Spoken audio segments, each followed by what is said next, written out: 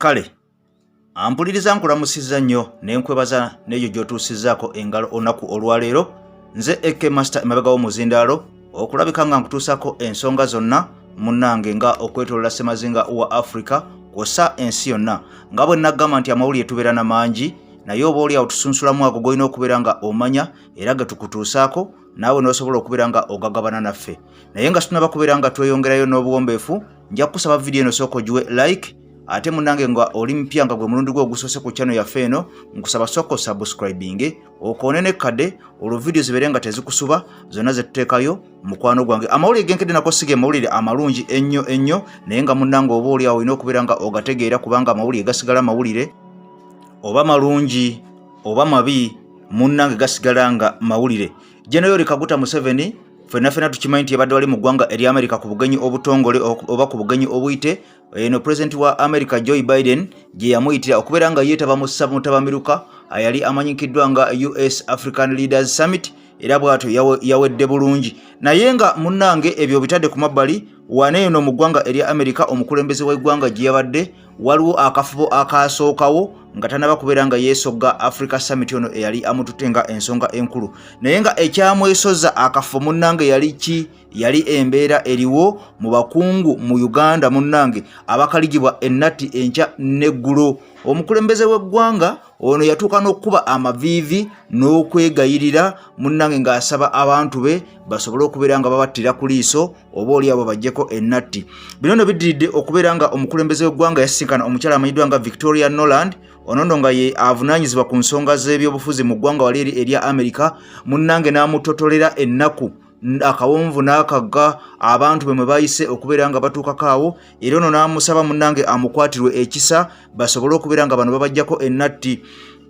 Jjukira nti omukyala amanyiddwa nga Linda Greenfield ono nga mbaka wa America mu kitongole ky'amawanga amagatte yakyalako mu ggwanga erya Uganda gye buvuddeko. Ono bwe yayogerako ne General Museveni n'amusaba eby'Natti ezaali ziteekeddwa ku bantu be zirabike nga munnange zitoolokokamu zibeere nga ziggyibwawo oba okubeera nga bakendeeza ku kibonerezo kye baali bawadde abantu be. Ono yamuddamu n'amukakasa n'amuga nti ensonga z'Natti munnange ojja kubeera nga oyongera kubeera nga ozimuumuunyaamu n'abakulu banno kasita ogenda kubeera nga oyolekera eggwanga eri America.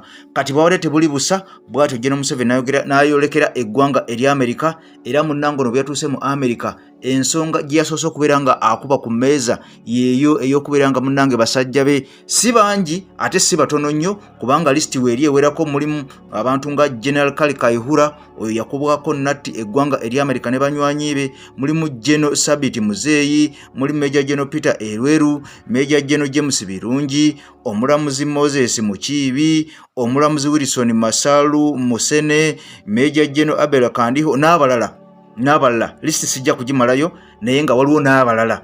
Kale munnange ono nga head of state bwe yatuuka leeri mu ggwanga eri America ensonga eno yali yakumwanjo nnyo okulabika nga munnange asaba okubeera nga basajja be munnange bakendezebwa ku bibonerezo ebyo ebyabaweebwa eggwanga erya America kw'ossa banywanyi ba America. Naye munnange bamugambye nti ezo ensonga sooka oziteeke ku mabbali kubanga munnange ezo ensonga mpanvu nnyo zirimu obulamu bw'abantu zirimu eddembe ly'abantu. Kale munnange ne kyebeka ng'olwo olukwe lwagudde butaka naye nga General Museveni bwe yavudde awo we yakutulidde eddiru gye nakunyonyoddeko ejjo ey'amafuta ga Uganda nekuga nti munnange America egenda kubeera nga etandika okusima amafuta ga Uganda okutandika n'omwaka ogujja eno ng'ataddemu trillions 16 ez'eggwanga erya Uganda ate ne kampani ennyini egenda okubeera nga esima amafuta nayo n'essaamu biliyoni 4.5 okulabika nga munnange eyambako ku mudumu ogwo okubeera nga gutambuzibwa okuva munnange gye gugenda okuva mu Uganda paka lwe gunatuuka eri Tanzania amafuta gano gye gagenda okubeera nga gakolebwako. Naye nga munnange nga bw'omanyi nti abasajja Abangereza nabo babadde tebatudde oluvannyuma baasalawo ne baga nti naffe okusinziira kunoonyeza kwe tukoze omukulu amanyiddwa nga General Kayihura nabo baamuteekako Natti. Kino nno kyatanula balooya be ne baga nti asiyinza kubeera nga tukkiriza omuntu waffe okubeera nga munnange akubwako Natti endala ng'ate America ne banywanyi banne bakabeera nga bamusibako Natti. Okusinziira ku mukulu amanyiddwa nga Jeti Mwebaze ono nno nga yewa Kampala Associates Advocates era nga kino kye kitongole eky'abalamuzi oba kiyite KAA ekikola ku nsonga za General Kayihura basazeewo ne baga nti bagendagenda wala eri ku embasi y'eggwanga erya Bungereza baweeyo okwemulugunya omuntu waabwe akendezebwe ku kibonerezo kubanga emisango mingi gye bamusibako okubeera nga bagamba nti yagizza naye nga tagizzanga. Kinajjukirwa nti omukulu ono bwe yabeerera mu ntebe omukulu General Kayihura ono ng'akyakulira poliisi ya Uganda, jjukira nti eggwanga lya Bungereza lyamuweerezanga ne ku magye oba abapoliisi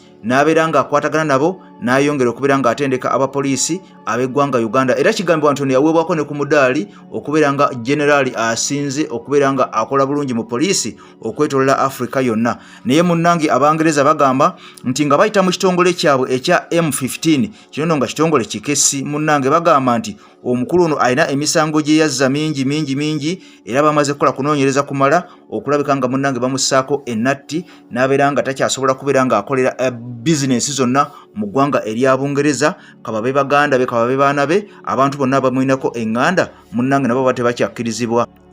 Bano bongera okulumiriza ab'Abungereza nti nga bayitira mu kitongole ekya UN oba department eya UNHRC gite United Nations High Commission for Refugees mu mwaka gwa 2013 bagamba nti omukulu General Kayihura nga yegasse wamu n'omukulu amanyiddwa nga General Kagame onono nga ye president w'eggwanga ery'e Rwanda. Bagamba bano basalawo okubeera nga bazza Abanyarwanda abaali mu Uganda mu kitongole kino, basalawo okubeera nga bazza Abanyarwanda abaali mu Uganda nga bazze okunoonya obubudamu era nga bamaze n'okubeera nga bakakasibwa ekitongole kino ekya UN nti bano baali banoonyi b'obubudamu. General Kayihura nga yegasse ne president w'e Rwanda Paul Kagame bakaka abantu bano okubeera nga baddizibwayo e Rwanda.